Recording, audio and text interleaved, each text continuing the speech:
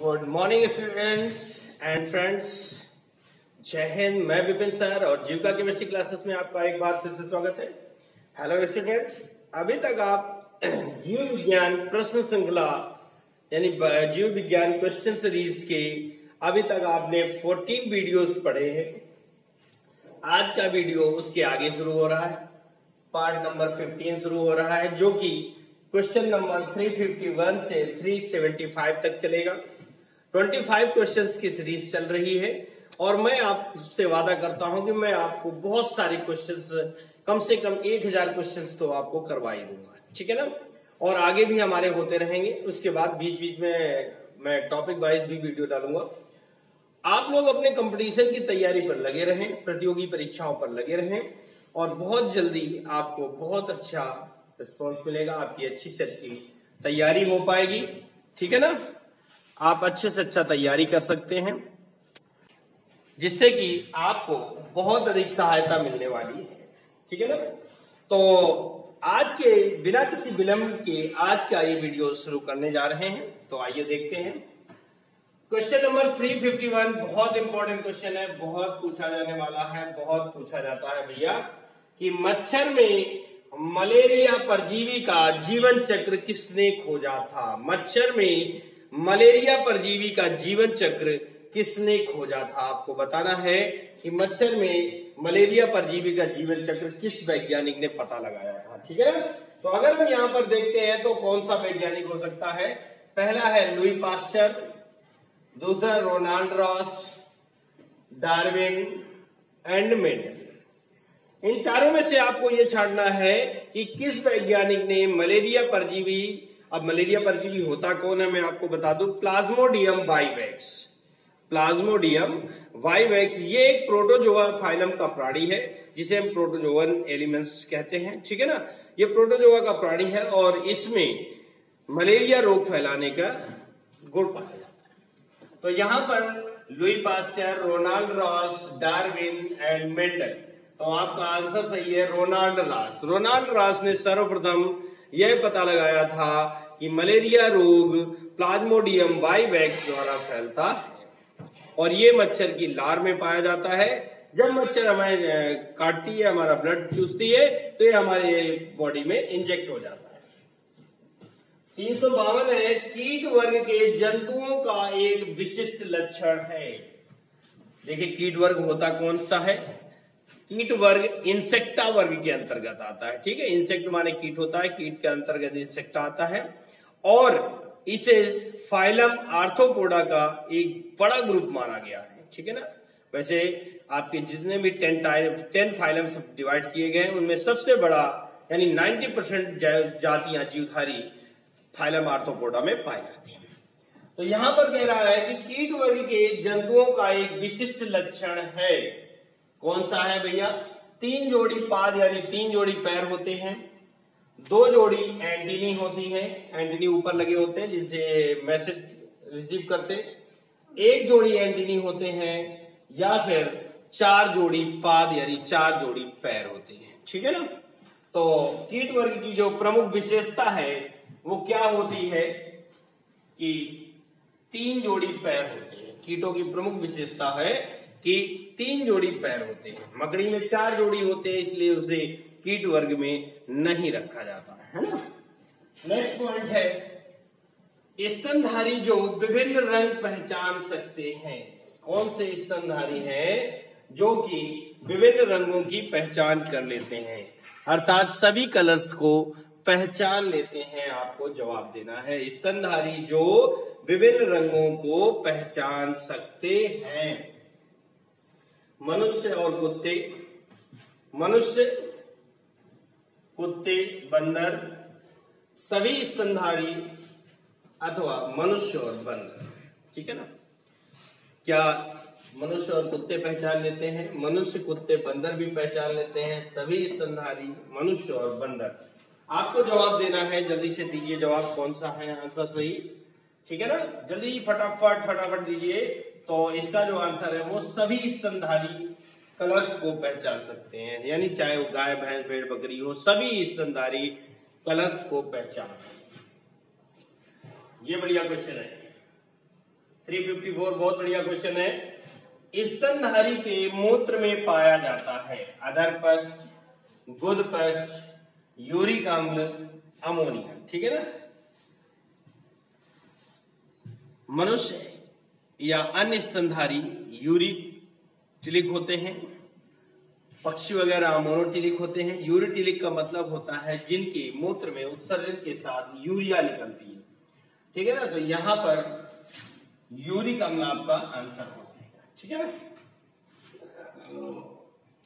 मधुमक्खी और कीड़ी किस वर्ग से संबंधित हैं? कीट, कीटाणु, टिड्डा, कोई नहीं। अब मधुमक्खी और कीड़ी यानी कीट किस वर्ग से संबंधित है? मधुमक्खी में भी 6 अर्थात 3 जोड़ी पैर पाए जाते हैं। कीटों में भी 3 जोड़ी पैर पाए जाते हैं और जिनमें 3 जोड़ी पैर पाए जाते हैं वो सभी कीट वर्ग के अंतर्गत रखे जाते हैं, जो कि फाइलम आर्थ्रोपोडा का एक विशेष ग्रुप है, वर्ग है। ठीक है ना। तो यहाँ पर जो क्वेश्चन है कि मधुमक्खी और कीड़ी किस वर्ग से संबंधित हैं, तो आपका आंसर होगा कीट वर्ग से संबंधित है। ठीक है। 356 पर कह रहा वर्तमान स्तनधारी के पेडेसेसर कौन है? ये एक नए टाइप का क्वेश्चन है, बिल्कुल अलग है, बिल्कुल हटकर क्वेश्चन है। वर्तमान स्तनधारी के पेडेसेसर कौन है? थेरोप्सिड, एनोप्सिड, सिनेप्सिड, डायोप्सिड। तो आंसर आपका है थेरोप्सिड। 357 है अधिकांश कीट श्वसन करते हैं। हम लोगों में श्वसन के लिए श्वसन तंत्र होता है, यानी फेफड़े होते हैं प्रमुख रूप से। यहां पर बात कर रहा है कि अधिकांश कीट श्वसन करते हैं त्वचा से, क्लोम से, फेफड़ों से, वातक तंत्र से। ठीक है ना। किससे श्वसन क्रिया करते हैं? अधिकांश कीट श्वसन करते हैं त्वचा से, क्लोम से, फेफड़ों से या फिर वातक तंत्र से। तो आपका सही आंसर है वातक तंत्र से सारे कीट श्वसन क्रिया करते हैं। ठीक है ना। आई बात समझ में? वातक तंत्र से सारे कीट श्वसन क्रिया करते हैं। चलिए अगला क्वेश्चन है, क्वेश्चन नंबर 308 है। कह रहा है पेचिस या अमीबिएसिस के लिए उत्तरदायी प्रोटोजोआ है। यानी कौन सा प्रोटोजोआ है जो मनुष्य में पेचिस या अमीबिएसिस या इसी को आमातिसार नामक रोग उत्पन्न करता है। यानी 3 नाम है, पेचिस है, अमीबिएसिस कह सकते हैं, आमातिसार कह सकते हैं। ठीक है ना। नामक रोग उत्पन्न करता है। तो कौन सा प्रोटोजोआ है जो पेचिस या अमीबिएसिस नामक उत्तरदायी है, रोग उत्पन्न करता है? ठीक है ना। तो आपको बताना है। ऑप्शन है अमीबा, एंट अमीबा, पैरामीशियम और युगलिना। तो आपको जवाब देना है इसमें से कि कौन सा प्रोटोजोआ है जो अमीबिएसिस या पेचिस के लिए उत्तरदायी है। तो आपका जवाब यहां पर एंट अमीबा होगा। इसके पूरा नाम होता है एंट अमीबा हिस्टोलिटिका। एंट अमीबा हिस्टोलिटिका होता है जिसके द्वारा ये पेचिस रोग उत्पन्न करता है। 309 पर कह रहा है एस्केरिस पाया जाता है। एस्केरिस पाया जाता है। ठीक है ना। होता कैसा है एस्केरिस, हम आपको डायग्राम बना के दिखा दें। कुछ इस तरह से एस्केरिस होता है।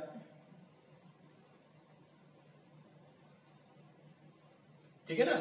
ये एस्केरिस होता है जो मनुष्य की आंत में हो जाता है और ये अपने जनन काल में ज्यादा नहीं, बस बहुत थोड़े अंडे देता है।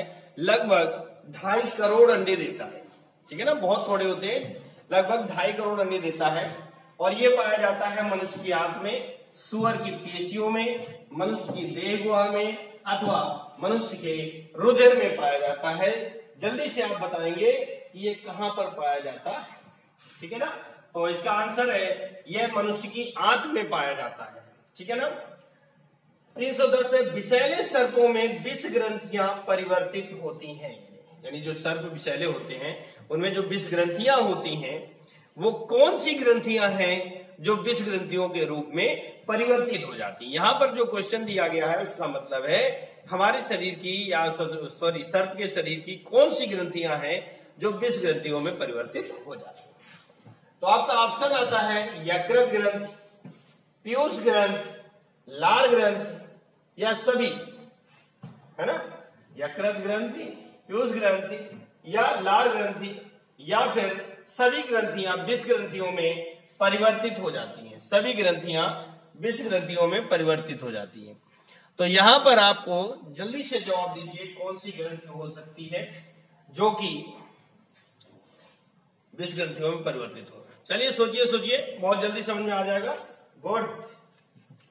तो आपकी लार ग्रंथियां जो हैं वो विषैले सर्पों में विष ग्रंथियों में कन्वर्ट हो जाती हैं, चेंज हो जाती हैं। ठीक है, आगे चलते हैं। 311 गोलक्रमी या सूत्रक्रमी को किस संघ के अंतर्गत रखा जाता है? अभी मैंने इसका डायग्राम आपको बनाया था। गोलक्रमी एस्केरिस को ही बोलते हैं। किसको बोलते हैं?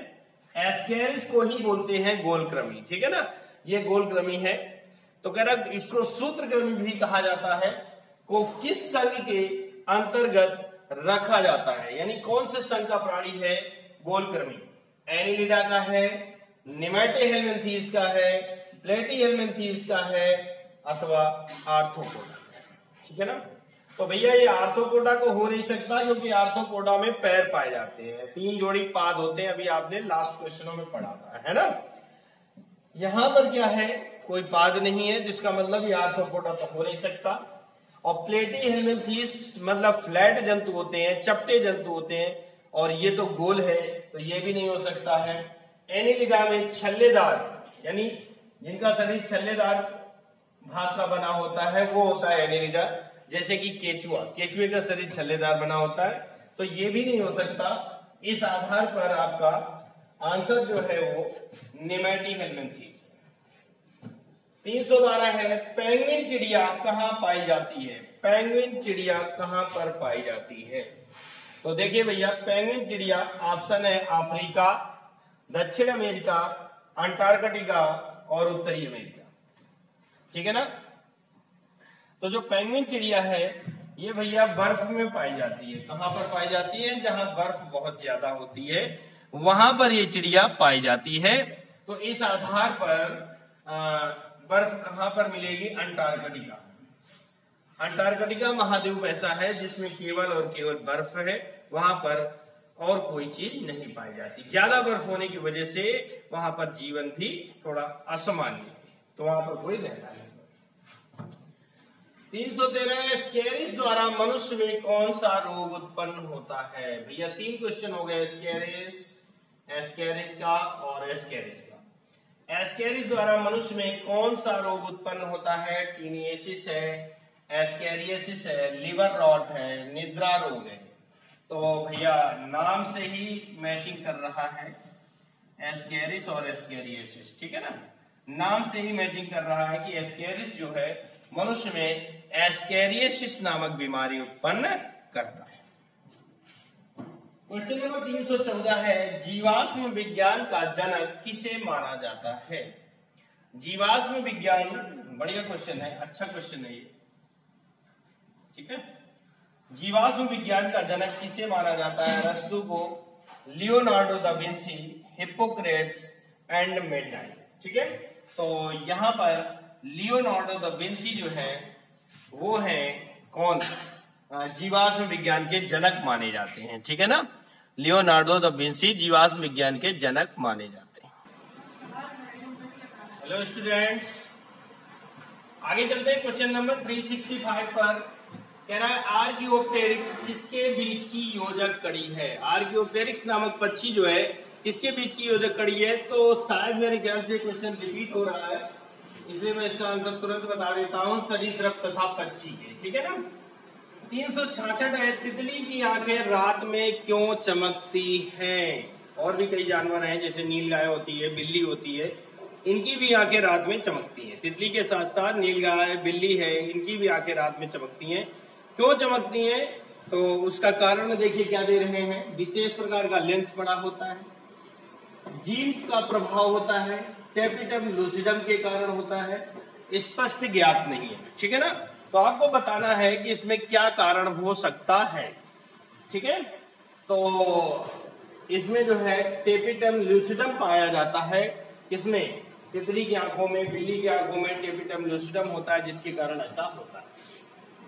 367 एक कीट की पहचान अन्य जीवधारियों से अलग की जाती है ना। कीट को पहचानना है, कीट को पहचानना है, वो भी उनका कोई विशेष लक्षण होगा जिसके द्वारा हम उन्हें पहचान सकते हैं या उन्हें अन्य जीवधारियों से अलग रख सकते हैं, ठीक है ना।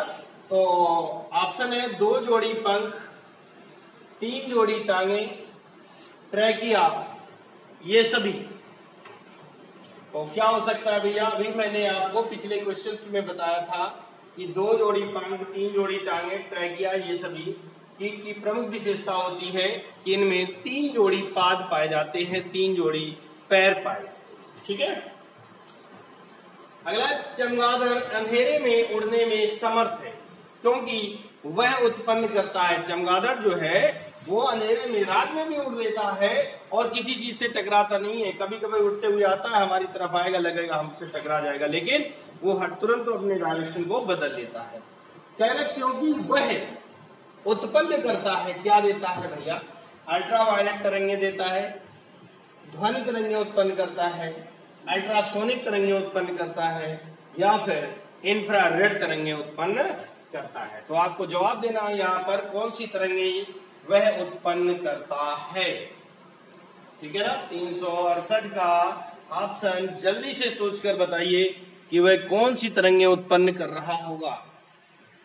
आंसर है आपका अल्ट्रासोनिक तरंगे।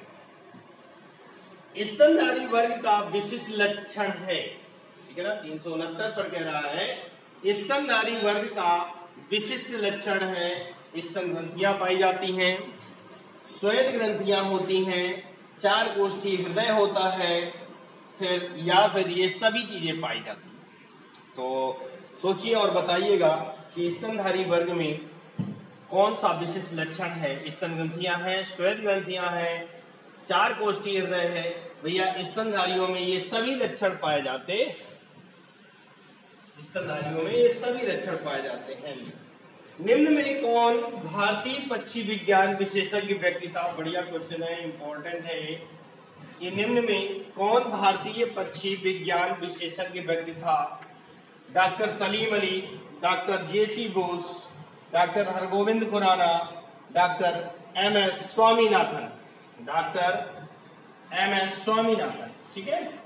तो कौन है जो भारतीय पक्षी विज्ञान विशेषज्ञ था, यानी इंडियन बर्ड्स के बारे में सबसे ज्यादा अध्ययन किया, बताया।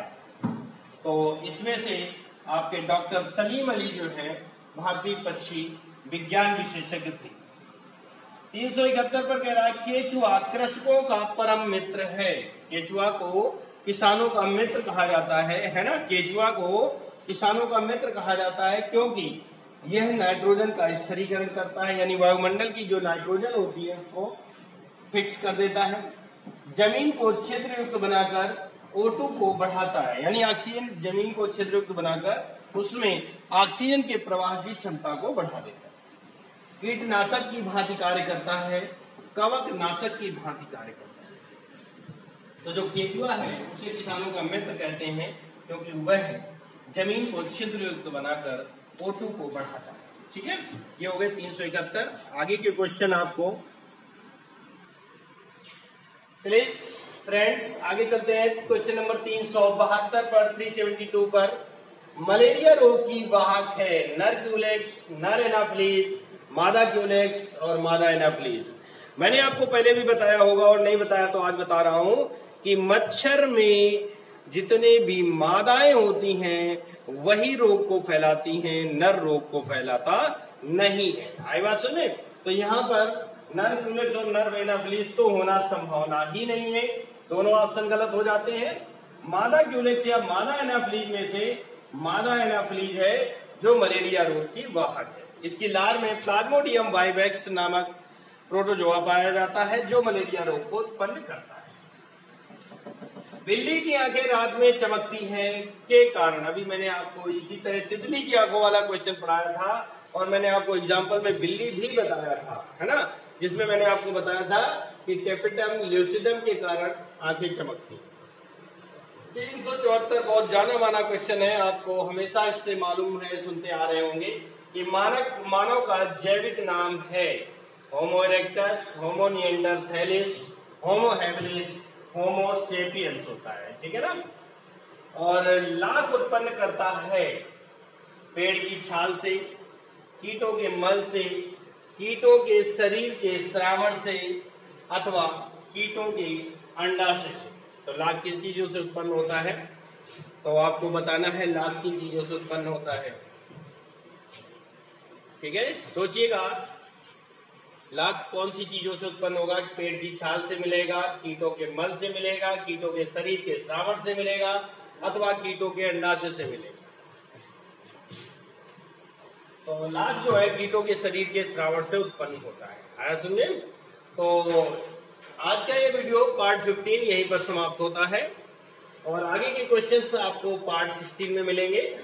तब तक के लिए नमस्कार, जय हिंद, थैंक यू। वीडियो पसंद आए तो लाइक करें, शेयर करें और चैनल को सब्सक्राइब करें। चैनल में अगर नए हैं तो चैनल को सब्सक्राइब करें, बेल आइकन को प्रेस करें, जिससे कि आपके पास सारे वीडियोस के नोटिफिकेशन सबसे पहले पहुंच सके और आप अपनी विभिन्न प्रतियोगी परीक्षाओं की तैयारी कर सकें। ओके, थैंक यू, जय हिंद।